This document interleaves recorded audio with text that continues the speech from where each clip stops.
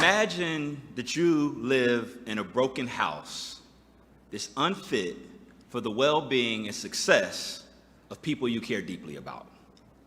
You live there, so you know there's a problem, and so does the county inspector. They come and they say, you have to fix these poor conditions.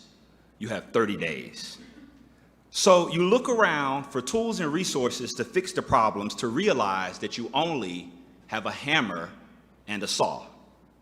Many organizations today are like those broken houses. Schools are filled with Black and brown children who are not being served well. Educators and leaders know the problems. They espouse a commitment to racial equity, yet year after year fail to actualize their commitments.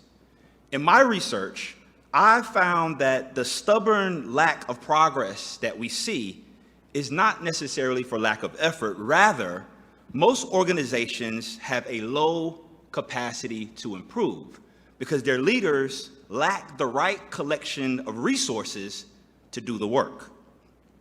Think back to your problem house. Imagine what you would be able to do if you added a tape measure, nails, and a contractor with expertise to help you fix your problems.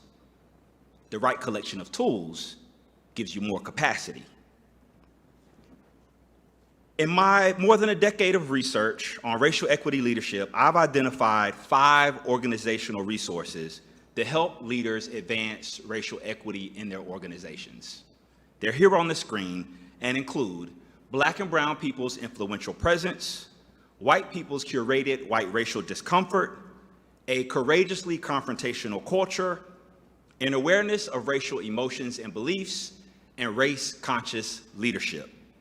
Now, I know this is a lot to take in on the screen, and I explain these ideas in my book, Stuck Improving Racial Equity in School Leadership. For now, what I want you to know is that just like when a person has the right tools and the right person with the right expertise to help them fix their problems, the leaders who employ the 5 resources I've identified set their organizations up for powerful results and sustained success. And since schools can't or shouldn't tackle racism alone, I used a recent Chancellor's Award for Creativity to create visualizations like the one you see on the screen and like this card deck that are helping leaders advance racial equity in all kinds of organizations. Colleagues, my research priority is simple: to ensure that Black and brown people thrive in their learning spaces or whatever organizations they find themselves in. I want to connect with you at the reception so that we can talk about how to combine our resources and our expertise to support people and ultimately to transform organizations that are like broken houses into racially affirming homes. Thank you.